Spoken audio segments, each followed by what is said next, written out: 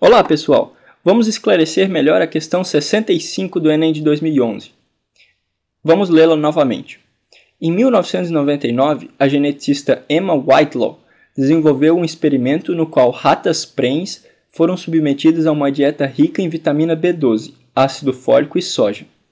Os filhotes dessas ratas, apesar de possuírem um gene para obesidade, não expressaram essa doença na fase adulta. A autora concluiu que a alimentação da mãe durante a gestação silenciou o gene da obesidade. 10 anos depois, as geneticistas Eva Jablonka e Gal Raz listaram 100 casos comprovados de traços adquiridos e transmitidos entre gerações de organismos, sustentando assim a epigenética, que estuda as mudanças na atividade dos genes que não envolvem alterações na sequência do DNA. Alguns cânceres esporádicos representam exemplos de alteração epigenética, pois são ocasionados por... Então, pessoal, lembremos que o tema é a epigenética. Como citado no enunciado, a epigenética ela estuda as mudanças na atividade dos genes que não envolvem alteração na sequência do DNA. Essa parte da genética quer estudar quais outras coisas provocam a ativação ou inativação de genes, como o caso da ingestão de vitamina B12, ácido fólico e soja, na dieta que gerou os filhotes sem o gene da obesidade, ou seja, o gene foi silenciado.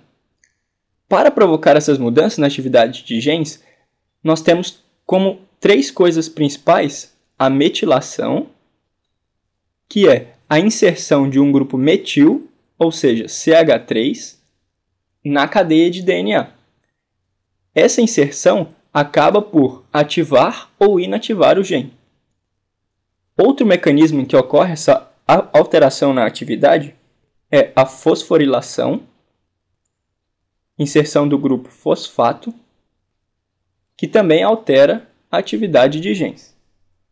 Temos ainda a acetilação, que é a inserção do grupo acetil, CH2, CH3. Esses são os 3 principais mecanismos para promover essa alteração na atividade dos genes. Temos outros, como alterações em histonas, que são proteínas que servem para enrolar o DNA, e ainda alteração em RNAs controladores. Os RNAs são responsáveis por transportar a informação do DNA para a produção de proteínas. Assim, quando temos alteração nos mesmos, temos a mudança na atividade dos genes sem mexer na sequência de DNA. Agora vamos ler as alternativas. Letra A. Aneuploidia do cromossomo sexual X. Então reparem, eles querem saber quais são as causas de cânceres esporádicos com mecanismos epigenéticos. A aneuploidia significa a alteração no material genético, como a presença de mais um cromossomo X ou menos um cromossomo X, gerando algumas síndromes, como por exemplo a síndrome do triplo X ou a síndrome de Klinefelter, que existe a presença do XXY e não só do XY nos homens, o que gera características femininas. Ou ainda a síndrome de Turner, que tem a aneuploidia, ou seja, a ausência de um cromossomo X, sendo que a mulher tem menos características femininas. Então, a aneuploidia nada tem a ver com a epigenética, pois ela provoca alteração direta no DNA, pois existe a presença de mais DNA ou menos DNA. Assim, a alternativa A não está correta. Letra B. Poliploidia dos cromossomos autossômicos.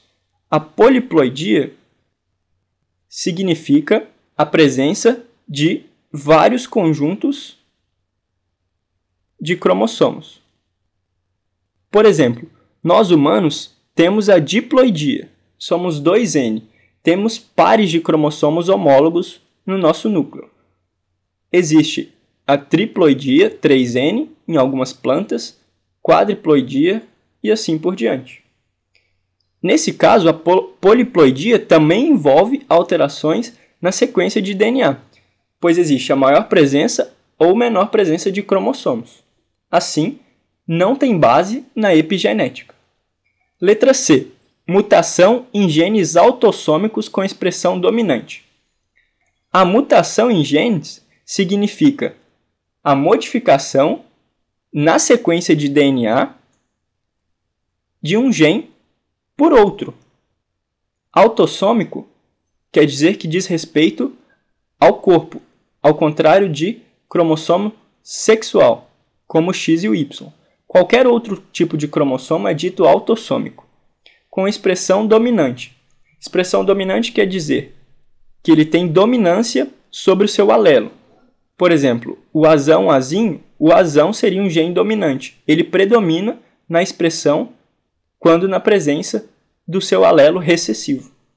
Assim, a mutação de genes autossômicos também não tem nada a ver com a epigenética, pois envolve alteração diretamente da sequência de DNA. Ou seja, o item é errado. Letra D. Substituição no gene da cadeia beta da hemoglobina.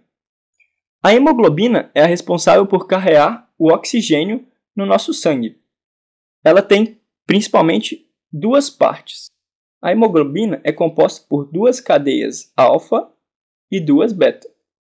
Assim, a substituição do gene que gera essa cadeia também é uma modificação diretamente do DNA.